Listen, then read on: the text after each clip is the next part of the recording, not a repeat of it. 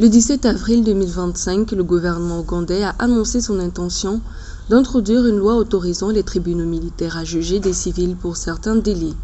Dans un contexte de menaces sécuritaires élevées dans la sous-région, le gouvernement souhaite implémenter cette loi en vue d'accélérer les procédures judiciaires et de s'appuyer sur les tribunaux militaires pour traiter certains cas plus rapidement et de manière plus rigoureuse selon les sources officielles. Selon le ministre ougandais de la Justice, Norbert Mao, le projet de loi déjà rédigé serait en attente de l'approbation du cabinet du gouvernement avant soumission au Parlement. La justice militaire est celle qui arrête les personnes en infraction et précisément les soldats qui sont allés outre la loi. Il y a cependant dans le pays des cas qui ont été substantiellement compliqués et leur exhibition a été faite.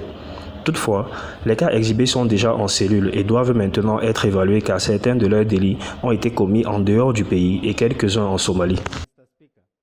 Ces 5 dernières années, l'Ouganda a été confronté à plusieurs attaques terroristes principalement attribuées aux forces démocratiques alliées, un groupe islamiste armé opérant entre l'Ouganda et la République démocratique du Congo. Le 16 juin 2023, des membres présumés des ADF ont attaqué l'école secondaire de Mpondwe Lubiriha, située dans le district de Kasesa, à l'ouest de l'Ouganda, près de la frontière congolaise.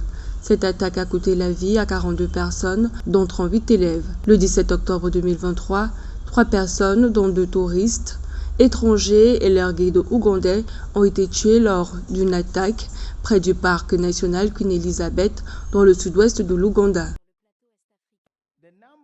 Le nombre de personnes en détention provisoire est beaucoup plus important que ceux qui sont en procès. Ces cas ne peuvent pas tous être jugés facilement et nous devons accorder un certain crédit aux tribunaux dans leurs efforts d'équilibrer cela.